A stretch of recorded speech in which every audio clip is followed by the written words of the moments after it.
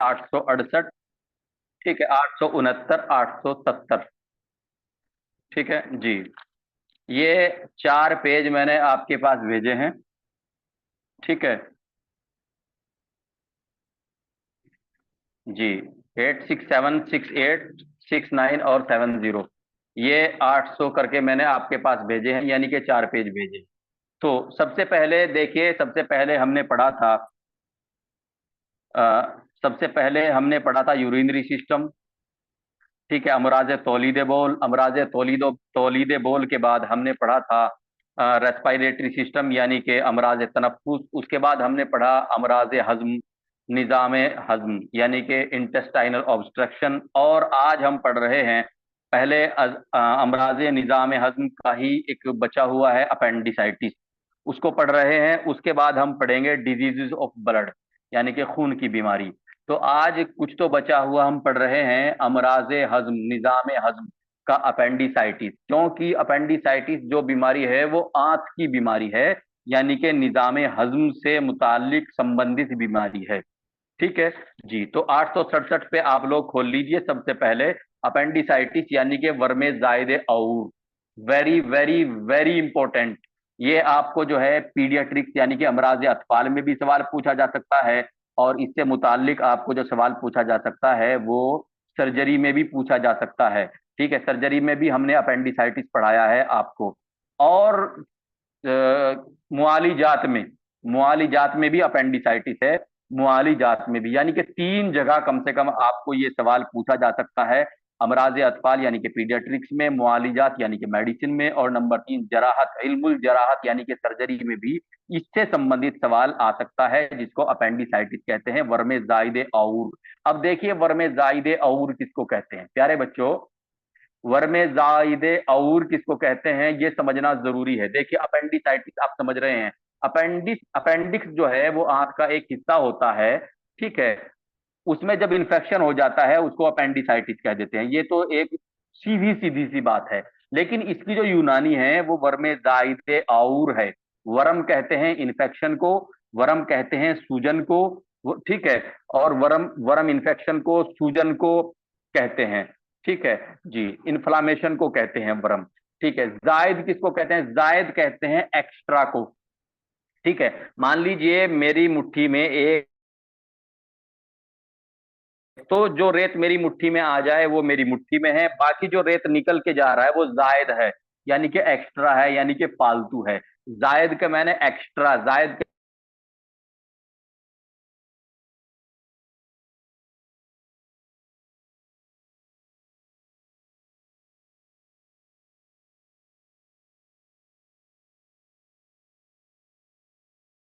हिस्सा है, ठीक है। अब इसकी के अंदर इसका पूरा का पूरा, इसका पूरी की पूरी डेफिनेशन समझिए। एक्चुअली किसी समय में जब इंसान पूरी तरीके से विकसित नहीं हुआ था, इंसान जब विकसित नहीं हुआ था तो उसकी जो आते हैं इंसान, अगर हम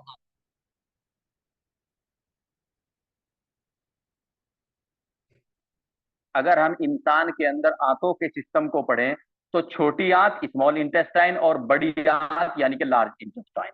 तो छोटी आंत के कौन कौन से हिस्से हैं, ड्यूडिनम है, जेजुनम है, इडियम है, ये छोटी आंत के 3 हिस्से हैं, ठीक है। उसके बाद बड़ी आंत, बड़ी आंत को हम कैसे समझेंगे, बड़ी आंत में सबसे पहले सीकम, ठीक है, जिसको एब्डोमिनल टॉन्सिल भी बोलते हैं, एब्डोमन का टॉन्सिल भी बोलते हैं, कई बार इसको भी सवाल पूछ लिया जाता है एग्जाम में, ठीक है।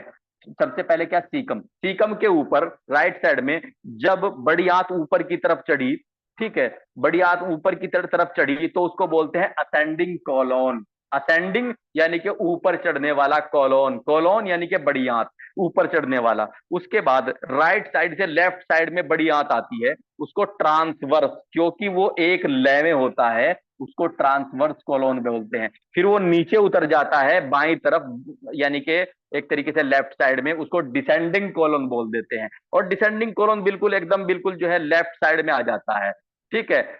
लेफ्ट साइड में आने के बाद फिर वो क्या होता है, वो बिल्कुल बीच में आता है, क्योंकि टट्टी का रास्ता इंसान के बीच में है।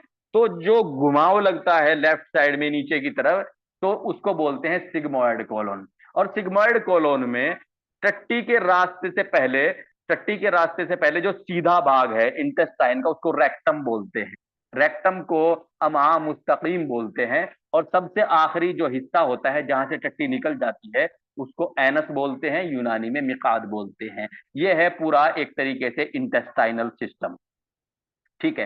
तो जो सीकम है, यानी कि राइट क्वाड्रेंट में जो जहां पे राइट क्वाड्रेंट में जो सीकम है, यहाँ पे किसी समय में जब इंसान पूर्ण रूप से विकसित नहीं हुआ था, पूरी तरीके से विकसित नहीं हुआ था, ठीक है, तो उसके अंदर एक आंत का हिस्सा हुआ करता था जिसको बोलते थे वर्मीफॉर्म अपेंडिक्स। ठीक है। वर्मीफॉर्म अपेंडिक्स जो है, उस समय जबकि इंसान पूरी तरीके से शाकाहारी था, उस समय ये जो वर्मीफॉर्म अपेंडिक्स था ये काम किया।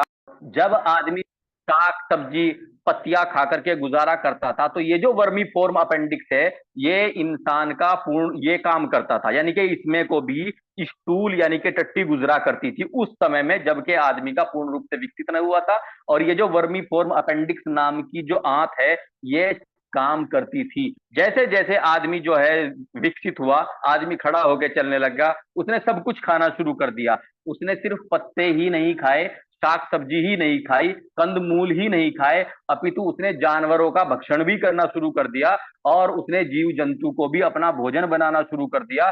उसके बाद जो परिवर्तन आया, परिवर्तन ये आया, ये जो वर्मी फॉर्म अपेंडिक्स नाम की छोटी, ये जो वर्मी फॉर्म अपेंडिक्स नाम की आंत का हिस्सा है, इसने काम करना बंद कर दिया और ये छोटी होती चली गई। हालत ये हुई कि ये इंसान की छोटी उंगली यानी इंसान की उंगली जैसी जितनी रह गई और खाली लटकती रहती है, अब इसका कोई काम नहीं है। ये जो वर्मीफॉर्म अपेंडिक्स यानी कि आंत का हिस्सा है, अब इसका कोई काम नहीं है, ये लटकी रहती है ऐसे ही। लेकिन कई बार क्या होता है, ये एक तरफ से जो है, एक तरफ से मतलब सीकम के ऐसे लगी हुई लटकी रहती है। अब होता क्या है, चूंकि इसका ये बिल्कुल एक तरीके से बंद है, आगे ये बंद है, आगे इसमें को कुछ नहीं निकलता। होता क्या है, इसमें अगर कभी गलती से खाना चला जाए, गलती से इसमें अगर कभी खाना चला जाए, चूंकि ये तो आगे से बंद है, पास तो नहीं हो रही है, अगर इससे को खाना पास हुआ करता फिर तो कोई दिक्कत वाली बात नहीं थी। लेकिन होता क्या है, ये आगे से बंद है, वर्मी फॉर्म अपेंडिक्स। तो जब इसमें खाना चला जाता है, वो खाना अंदर जाने के बाद कुछ दिनों के बाद क्या होता है, सड़ने लग जाता है। क्यों? क्योंकि उसको आगे जाने का रास्ता नहीं मिलता, वो वहीं रुक जाता है। अब जब वो सड़ने लगता है, पहले तो वो खाना खुद सड़ता है, उसके बाद क्या होता है, वो वर्मी फॉर्म अपेंडिक्स को भी इन्फेक्टेड करने लग जाता है, और वर्मी फॉर्म अपेंडिक्स के अंदर इन्फ्लामेशन हो जाता है, जिसको अपेंडिसाइटिस कहते हैं। ठीक है। अब चूंकि एक तरफ तो इसमें रास्ता है, हो गया है, खाना घुस गया है, दूसरी तरफ बंद है, तो खाना क्या होगा, सड़ेगा, यानी कि इन्फ्लामेशन, इन्फेक्शन बढ़ता बढ़ता बढ़ता जाएगा। ठीक है। और अगर इसका ट्रीटमेंट ना किया जाए तो वर्मी फोर अपेंडिक्स जो है वो फट सकती है। ठीक है। तो ये जो वर्मी फोर अपेंडिक्स का इन्फेक्शन, इन्फ्लामेशन है, इसी को अपेंडिसाइटिस या वर्मे जायदे और कहते हैं। वर्म के मैंने इन्फ्लामेशन यानी कि सूजन, जायद के मैंने एक्स्ट्रा यानी कि फालतू, और कहते हैं कीड़े को। एक्चुअली कीड़े को कहने का मतलब क्या है, क्योंकि ये कीड़े की तरह ही रह गई है, लटकी रहती है सीकम से। वर्मे जायदे और यानी कि एक इन्फ्लामेशन जो कि कीड़े जैसी संरचना में होता है, जो कि फालतू है, लटकी रहती है, इसको बोलते हैं अपेंडिसाइटिस। ठीक है जी। अब 50% केसेस ये होते हैं जी। इसके बाद क्या है, साइन एंड सिम्टम। जब किसी को वर्मीफॉर्म अपेंडिक्स हो जाता है तो उसकी निशानियां क्या क्या हैं। ठीक है। सबसे पहले क्या है, जब वर्मीफॉर्म अपेंडिक्स में इन्फ्लामेशन होगा, इन्फेक्शन होगा, यानी कि अपेंडिसाइटिस होगा, तो सबसे पहले क्या होगा, सबसे पहले वहां पे दर्द होना शुरू होगा। क्यों? क्योंकि सूजन आ जाएगी, वहां पे बैक्टीरिया बैक्टीरिया पनपने लग जाएंगे। ठीक है। और वो बैक्टीरिया उस आंत को खाने लग जाएंगे, तो वहां पे दर्द होगा, यानी कि पेन अम्बलाइकल रीजन, अम्बलाइकल कहते हैं नाभि को, यानी कि जहां पे इंसान की नाभि है वहां पे दर्द महसूस होगा। ठीक है। दूसरा क्या है, उल्टी जैसा मन। ये चीज मैं आपको कई बार बता चुका हूं अलग अलग जगह पर, कि जब भी इंसान के जिस्म में कोई बाहर की चीज आ जाती है, चाहे वो इन्फेक्शन हो, चाहे वो पथरी हो, चाहे वो बच्चा ही क्यों ना हो, चाहे वो कब्ज ही क्यों ना हो, इंसान की तबीयत उल्टी करके उसको बाहर निकालने का प्रयास करती है। ठीक है। जो इंसान जो बनाया है कुदरत ने, वो अशरफुल मखलूकात यानी कि शिरोमणि बनाया है, यानी कि सबसे बेहतरीन जितने भी क्रिएचर जो है बनाए, जितने भी प्रकृति ने चीजें बनाई, उनमें सबसे बेहतरीन इंसान बनाया। तो इंसान का जो शरीर है वो इतना शानदार है कि अगर उसके अंदर तब इसकी लैट्रिन इकट्ठी हो जाए, पथरी इकट्ठी हो जाए, कोई इन्फेक्शन हो जाए, या यहां तक कि अगर एक माँ जब गर्भवती होती है, चूंकि गर्भ भी एक बाहर की चीज होती है, तो उस समय उसको भी उल्टी आती है, जिसको इमेसिस ग्रेविडम और हाइपर इमेसिस ग्रेविडम में मैं गाइनी ऑब्स में आपको पढ़ा के आता हूं। ठीक है जी। तो प्यारे बच्चों, उसके बाद क्या है था, उल्टी। उल्टी जैसा मन और उल्टी मिलती जुलती, पेड़ू में दर्द यानी कि पेन। पेन कहाँ होगा, right lower quad right right lower quadrant, यानी कि देखिए जो इंसान का हिस्सा है, तो राइट लोअर, राइट के मैंने दाई तरफ सज्जी तरफ, और लोअर के मैंने नीचे क्वाड्रेंट, यानी कि जब इससे इंसान के जिस्म को, इंसान के पेट को, एब्डोमेन को चार हिस्से बना दिया जाए, right upper quadrant, right lower quadrant, ठीक है, इसी तरह left upper quadrant, left lower quadrant. तो राइट लोअर क्वाड्रेंट में क्या होता है, अपेंडिसाइटिस होता है। ठीक है जी। उसके बाद क्या है, भूख नहीं लगती यानी कि लॉस ऑफ एपिटाइट, जिसको एनोरेक्सिया भी बोलते हैं। आज की हरकतें दूधिया, मैं कल भी इस चीज को समझाया था। ठीक है, जब मैं आपको इंटेस्टाइनल ऑब्स्ट्रक्शन पढ़ा रहा था, मैंने बताया था कि इंटेस्टाइनल ऑब्स्ट्रक्शन में जो आंत की जो हरकत होती है सांप की तरह, वो क्या होती है, वो कम हो जाती है, उसकी साउंड भी कम आने लग जाती है। तो इसमें भी, अपेंडिसाइटिस में भी इंसान की जो आंतें हैं, आंतों की हरकतें दूधिया हैं, हरकतें दूधिया का क्या काम है, वो टॉयलेट को आगे आगे आगे आगे धकेलती रहती है, वो इसमें कम हो जाती है अपेंडिसाइटिस में भी। ठीक है बच्चों जी। और बोवेल सोवेल अब एबसेंट हो जाती है, यानी कि जब आते मूवमेंट करती हैं, तो जाहिर सी बात है उनसे एक आवाज होती है, एक साउंड होती है। अगर हम स्टेथोस्कोप लगा के देखें, तो आंतों में गड़ड़ पड़ड़ की जो आवाज आएगी, जो इस तरह की आवाज आएगी, जिसको बावल साउंड बोलते हैं, यानी कि आंतों की आवाज बोलते हैं, वो एबसेंट मिलेगी, वो कम मिलेगी या ना के बराबर मिलेगी। ठीक है जी। दिल की धड़कन बढ़ जाती है, क्योंकि इन्फ्लामेशन हो जाता है, दिल की धड़कन धड़कन बढ़ जाती है। पॉइंट नोट करने लायक है, ठीक है? दिल की धड़कन यानी कि हार्ट रेट जो है, दिल की धड़कन बढ़ जाती है, और सांस की दर घट जाती है। जी, ये भी पॉइंट याद रखना। अब ट्रीटमेंट क्या है, देखिए। एक्यूट अपेंडिसाइटिस, एक्यूट अपेंडिसाइटिस उस अपेंडिसाइटिस को बोलते हैं जो फौरन हो जाए और बहुत बुरी तरीके से हो जाए, जो कम समय में ज्यादा खराबी पैदा करे। एक्यूट अपेंडिसाइटिस जो है, वो एक एग्जाम्पल है इमरजेंसी सर्जरी का। देखिए, मैं आपको जब मैं सर्जरी पढ़ा रहा था, इल्मुल जराहत पढ़ा रहा था, मैंने आपको बताया था कि सर्जरी कितने तरह की होती है। सर्जरी में क्या होती है, कॉस्मेटिक सर्जरी होती है, प्लान्ड सर्जरी होती है, ठीक है, कॉस्मेटिक सर्जरी होती है, प्लान सर्जरी होती है, इमरजेंसी सर्जरी होती है, जो मतलब करानी ही पड़ती है फौरन, उसमें प्लान करने की मतलब कोई गुंजाइश नहीं होती। तो एक्यूट अपेंडिसाइटिस एक एग्जाम्पल है इमरजेंसी सर्जरी का। याद रखना, एग्जाम की दृष्टि से बहुत इंपॉर्टेंट है। अगर ये पूछ लिया जाए कि इमरजेंसी इमरजेंसी सर्जरी का एग्जाम्पल, तो एक्यूट अपेंडिसाइटिस। अगर ये पूछ लिया जाए कि एक्यूट अपेंडिसाइटिस किस प्रकार की सर्जरी का एग्जाम्पल है, तो इमरजेंसी सर्जरी का है। अगर आप मेरे नोट्स में सर्जरी खोल के देखोगे, तो जहां पे मैंने इमरजेंसी सर्जरी पढ़ाया हुआ है, वहां पे मैंने उसका एग्जाम्पल एक्यूट अपेंडिसाइटिस ही लिखवाया हुआ है। समझ रहे हो बच्चों जी? जी। एंटीबायोटिक्स चलाएंगे क्योंकि इन्फेक्शन हो रहा है बहुत तेजी से, नेजोगैस्ट्रिक ट्यूब डाल देते हैं। ठीक है, नेजोगैस्ट्रिक ट्यूब डालने के, नाक से एक ट्यूब डालते हैं जो पेट तक चली जाती है। इसका भी बड़ा फायदा मिलता है, पता नहीं मतलब क्या, एकदम इतना गजब का फायदा है इसका कि एक तरीके से गैस की जो है वो रिलीज होने लग जाती है, और बड़ा जो एब्डोमेन डिस्टेंड हो रहा है उसमें फायदा होता है। आईवी फ्लूइड, या चूंकि मरीज जो है, मरीज की सिचुएशन एक्यूट अपेंडिसाइटिस में या अपेंडिसाइटिस में खाने पीने की नहीं होती, इवन उसकी उल्टियां भी नहीं रुकती बिल्कुल भी। उस सिचुएशन में अगर मरीज खाएगा खाएगा पिएगा नहीं, तो डिहाइड्रेटेड हो जाएगा। तो क्या ऐसा तो नहीं है कि चुटकी मारी और ऑपरेशन हो गया? भाई, ऑपरेशन का तो पूरा प्रोसीजर है। ऐसा थोड़ा ही कि छुमंतर किया और ऑपरेशन हो गया, तो ऑपरेशन में तो समय लगेगा। तो इतना ऑपरेशन में समय लगेगा, हम मरीज को जो है डिहाइड्रेट तो नहीं कर सकते ना। उसको जो है मतलब उसके अंदर जो डिहाइड्रेशन यानी कि पानी वगैरह की जो कमी है, उसमें तो नहीं छोड़ सकते।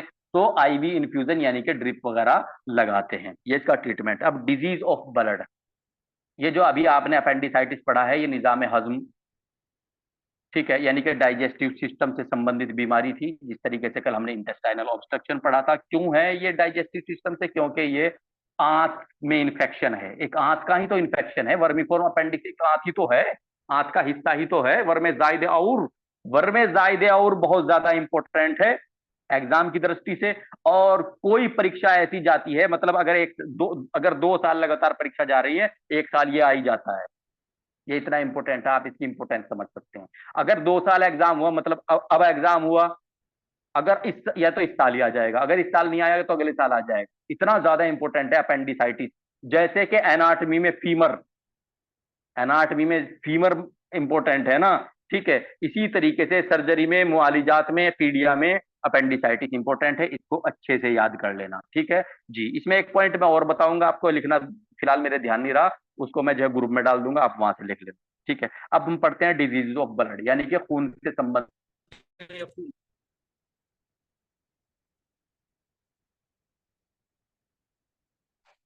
सबसे पहले क्या है, सबसे पहले एनीमिया। एनीमिया यानी कि फकरुद्दम। देखो बच्चों, खून की कमी को, एनीमिया को यूनानी में फकरुद्दम कहते हैं। भूल मत जाना, वहां पे जाके जो है कंफ्यूज मत हो जाना। ये सवाल भी बहुत इंपॉर्टेंट है, मतलब ये है, बहुत इंपॉर्टेंट है ये भी, ठीक है। फकरुद्दम, एनीमिया, खून की कमी को कहते हैं, ठीक है। इसके कारण क्या क्या है और एनीमिया कितनी तरह का होता है, यानी कि खून की जो कमी है वो कितनी तरीके की होती है।